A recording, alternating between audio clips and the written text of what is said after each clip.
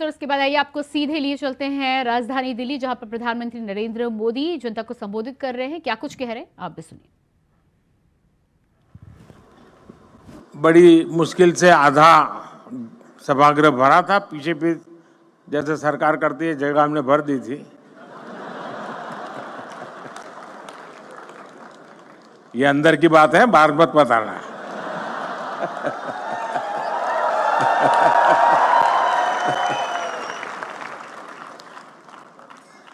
और उस समय देश में जो नए नए कुछ नौजवान, और मैंने startup India, stand up India इसको लॉन्च करने की दिशा में मेरा प्रयास था।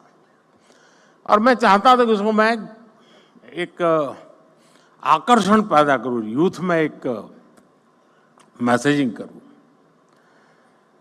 तो कुछ लोगों ने जो इनिशिएटिव लिए थे उनको खोजा देश भर में, भाई कोई कोने में कोई करता है तो जरा देखो। और मैंने 5-7 लोगों को बुलाया था कि जरा भाई आप भी वहां भाषण कीजिए, मेरी कोई सुनेगा नहीं।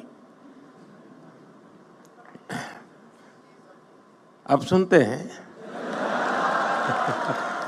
मैं उस समय बात कर रहा हूं। तो मुझे बराबर याद है, उस फंक्शन में एक बेटी ने अपना अनुभव सुनाया, शायद यहाँ बैठी भी हो, मुझे मालूम नहीं है। और उसने, वो मूल बंगाली है और माँ बाप ने काफ़ी पढ़ा लिख करके उसको तैयार किया। उसने अपना अनुभव बताया। उसने कहा, मैं, उनकी माता पिता भी पढ़े लिखे हैं। तो बोले, मैं घर गई तो मेरी माँ ने पूछा, क्या कर रही हो बेटा, आप काफ़ी पढ़ लिख के आई थी। तो उसने कहा कि मैं स्टार्टअप शुरू करने जा रही हूँ। तो उसकी माँ ने कहा, वो बंगाली थे, सर्वनाश।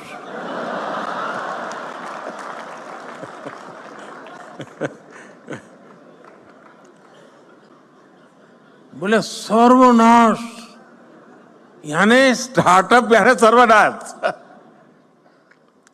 वहां से शुरू हुई यात्रा,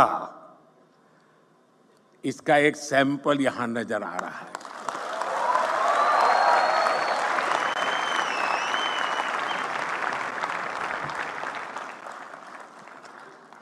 देश ने स्टार्टअप इंडिया अभियान के तहत इनोवेटिव आइडियाज को एक प्लेटफॉर्म दिया,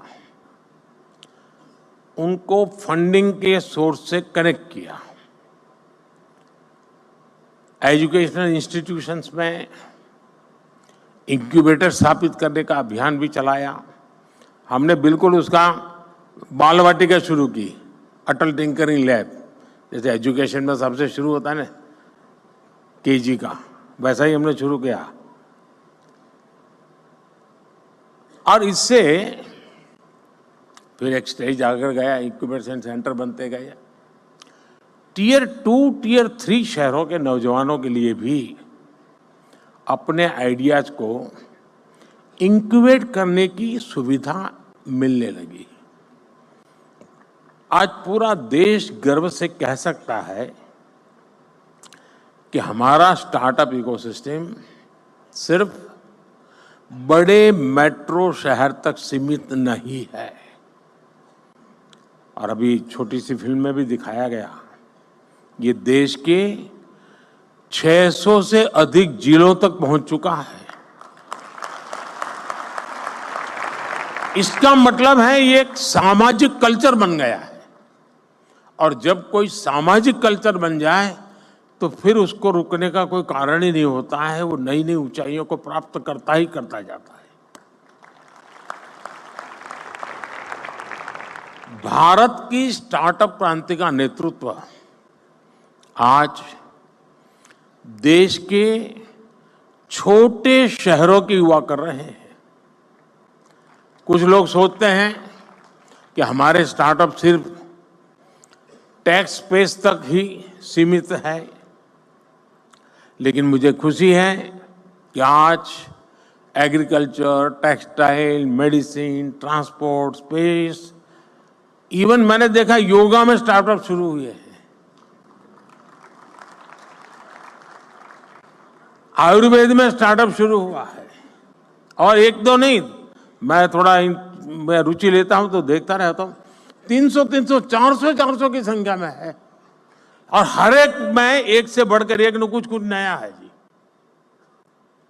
कभी तो मुझे भी सोचना पड़ता है कि मैं योगा कर रहा हूं वो ठीक है कि स्टार्टअप वाला कह रहा है वो योगा ठीक है।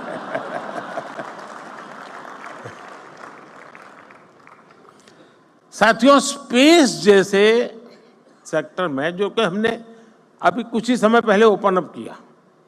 पहले तो सरकार में जैसा स्वभाव रहता है जंजीरें बांध देना, और मेरी पूरी ताकत जंजीरें तोड़ने में लगी रहती है।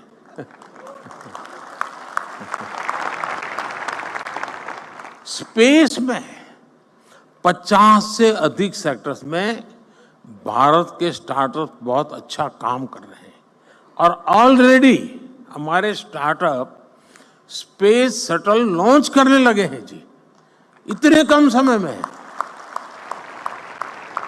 साथियों, भारत की युवा शक्ति का सामर्थ्य आज पूरी दुनिया देख रही है। इस सामर्थ्य पर भरोसा करते हुए देश ने स्टार्टअप इकोसिस्टम निर्माण करने की तरफ अनेक कदम उठाए हैं। शुरुआत में इस प्रयास पर भरोसा करने वाले बहुत कम थे, जैसा मैंने प्रारंभ में कहा।